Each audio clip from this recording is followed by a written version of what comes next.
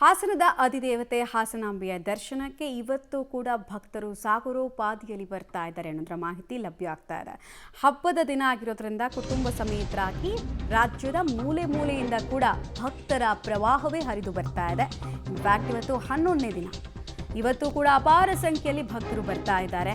ತಾಯಿಯ ಕರುಣೆಗಾಗಿ ಇವರೆಲ್ಲರೂ ಬರ್ತಾ ಇರೋದು. ಒಮ್ಮೆ ಕರುಣೆ ಕೃಪೆ ಸಿಕ್ಕಿದ್ರೆ ಜೀವನ ಪಾವನ ಅಂತ ಬ್ಯಾರಿಕೇಡ್ ವ್ಯವಸ್ಥೆಯನ್ನ ಮೀರಿ ಹೊರಗೆ ನಿಂತಿದ್ದಾರಂತೆ ಭಕ್ತರು. ಅಂದರೆ ಆ ಪಾರ್ಟಿ ಕ್ಯೂ ಕಾಣಿಸ್ತಾ ಇದೆ. ಸಾಲು ಸಾಲು ರಜೆ ಮತ್ತು ಅಪಾರವಾಗಿ ಇರುವಂತಹ ನಂಬಿಕೆ, ದೇವಸ್ಥಾನದ ಬಗ್ಗೆ ಇರುವಂತಹ ನಂಬಿಕೆ ಜನರನ್ನ ಗಂಟೆಗಟ್ಟಲೆ ಕ್ಯೂನಲ್ಲಿ ನಿಲ್ಲುವಂತೆ ಮಾಡ್ತಾ ಇದೆ. ಈ ಬಗ್ಗೆ ಒಂದು ಪ್ರತ್ಯಕ್ಷ ವರದಿ ಇದೆ, ನೋಡ್ಕೊಂಡು ಬರೋಣ ಬನ್ನಿ. ಮಾತ್ರ ದರ್ಶನ ಕರುಣಿಸುವಂತಹ ಹಾಸನದ ಅಧಿದೇವತೆ ಶಕ್ತಿ ದೇವತೆ ಹಾಸನಾಂಬ ದೇವಿ ಸಾರ್ವಜನಿಕ ದರ್ಶನಕ್ಕೆ ಇಂದು 11ನೇ ದಿನ. ಇಂದು ಸೇರಿ ಇನ್ನು 3 ದಿನಗಳ ಕಾಲ ಮಾತ್ರ ದೇವಿ ದರ್ಶನಕ್ಕೆ ಅವಕಾಶವಿದೆ. ಇಂದು ಸೋಮವಾರ ನರಕ ಚತುರ್ದಶಿ ಹಬ್ಬ ಇದೆ. ಇಂದು ಸಹ ಭಕ್ತರು ಸಾಗರೋಪಾದಿಯಲ್ಲಿ ಬಂದಿರತಕ್ಕಂಥದ್ದು ನೇರವಾಗಿ ದೃಶ್ಯದಲ್ಲಿ ಗಮನಿಸಬಹುದು. ಇದು ಧರ್ಮದರ್ಶನದ ಸಾಲು ಸಂಪೂರ್ಣವಾಗಿ ಜನ ಜಂಗುಳಿಯಿಂದ ತುಂಬಿ ತುಳುಕ್ತಾ ಇದೆ.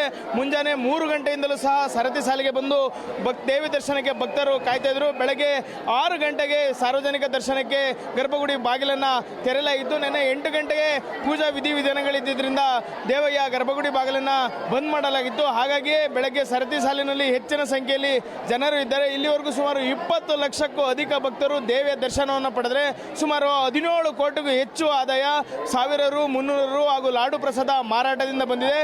ಇಂದು ಮಧ್ಯಾಹ್ನ 2 ಗಂಟೆವರೆಗೂ ಹಾಸನಾಂಬ ದೇವಿ ದರ್ಶನಕ್ಕೆ ಅವಕಾಶವಿರುತ್ತದೆ. 2 ರಿಂದ 3 ರವರೆಗೆ ನೈವೇದ್ಯಕ್ಕಾಗಿ ಗರ್ಭಗುಡಿಯ ಬಾಗಿಲನ್ನು ಮುಚ್ಚಲಾಗ್ತದೆ. ಆ ನಂತರದಲ್ಲಿ ನಾಳೆ ಮುಂಜಾನೆ 3 ಗಂಟೆವರೆಗೂ ದೇವಿ ದರ್ಶನಕ್ಕೆ ಅವಕಾಶ ಇರ್ತದೆ. 3 ರಿಂದ 5 ರವರೆಗೆ ಗರ್ಭಗುಡಿಯನ್ನು ಬಾಗಿಲನ್ನು ಬಂದ್ ಮಾಡಲಾಗ್ತದೆ.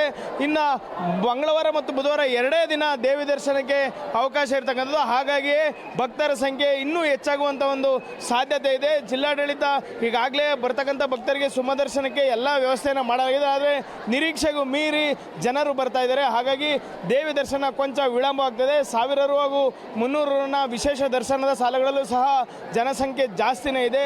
ಅವ್ರಿಗೂ ಸಹ ದರ್ಶನ ತಡವಾಗ್ತಾ ಇದೆ. ಈ ಬಾರಿ ಹಾಸನಾಂಬ ಇತಿಹಾಸದಲ್ಲೇ 11 ದಿನಗಳಲ್ಲಿ ಅತಿ ಹೆಚ್ಚು ಭಕ್ತರು ದೇವಿ ದರ್ಶನವನ್ನು ಪಡೆದಿರ್ತಕ್ಕಂಥದ್ದು. ಹಾಗೆ ಅದೇ ಹಾಸನಾಂಬ ದೇವಾಲಯಕ್ಕೆ ಹೊಸ ದಾಖಲೆಯನ್ನು ಬರೆದಿರ್ತಕ್ಕಂಥದ್ದು. ಯಾಕೆಂದರೆ ಅಷ್ಟು ಪ್ರಮಾಣದ ಆದಾಯವೂ ಸಹ ಕೇವಲ ಲಾಡು ಪ್ರಸಾದ ಮಾರಾಟ 1000 ರು ಟಿಕೆಟ್ ಹಾಗೂ 300 ರು ಟಿಕೆಟ್ನಿಂದ ಬಂದಿರ್ತದೆ. ಇನ್ನು ಉಂಡಿ ಎಣಿಕೆ ಬಾಕಿ ಇದೆ. ಅದು ಗುರುವಾರ ಬಾಗಿಲು ಹಾಕಿದ ನಂತರ ಶುಕ್ರವಾರ ಉಂಡಿಗೆ ಎಣಿಕೆ ಕಾರ್ಯ ನಡೀತದೆ.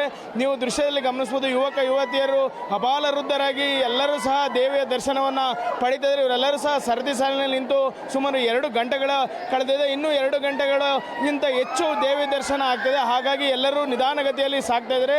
ಎಲ್ಲರೂ ಸಹ ಬ್ಯಾರಿಕೇಡ್ನ ಸುತ್ತಿ ಬಳಸಿ ಗರ್ಭಗುಡಿ ಬಳಿ ಹೋಗಿ ದೇವಿ ದರ್ಶನವನ್ನು ಪಡಿಬೇಕು. ಇದು ಜಿಲ್ಲಾಡಳಿತಕ್ಕೆ ಒಂದು ದೊಡ್ಡ ಸವಾಲಿನ ವಿಚಾರವಾಗಿದೆ. ಬರ್ತಕ್ಕಂಥ ಧರ್ಮದರ್ಶನ ಸಾಲಿನಲ್ಲಿ ಏನು ಭಕ್ತರಿದ್ದಾರೆ ಅವರಿಗೆ ಕುಡಿಯೋ ನೀರು ಇರ್ಬೋದು, ಫ್ಯಾನ್ ಇರ್ಬೋದು, ಮಜ್ಜಿಗೆ ಎಲ್ಲ ವ್ಯವಸ್ಥೆಯನ್ನು ಜಿಲ್ಲಾಡಳಿತ ಮಾಡಿದೆ. ಹಾಗಾಗಿ ಅವರು ತಡವಾದರೂ ಸಹ ನಿಧಾನಗತಿಯಲ್ಲಿ ಸಾಗಿ ದೇವಿ ದರ್ಶನವನ್ನು ಪಡೀತಿದ್ದಾರೆ. ಯಾವುದೇ ಅಹಿತಕರ ಘಟನೆ ಆಗದಂತೆ ಪೊಲೀಸರು ಸಹ ಏನು 3 ಪಾಳಿಯಲ್ಲಿ ಕೆಲಸವನ್ನು ನಿರ್ವಹಿಸ್ತಿದ್ದಾರೆ.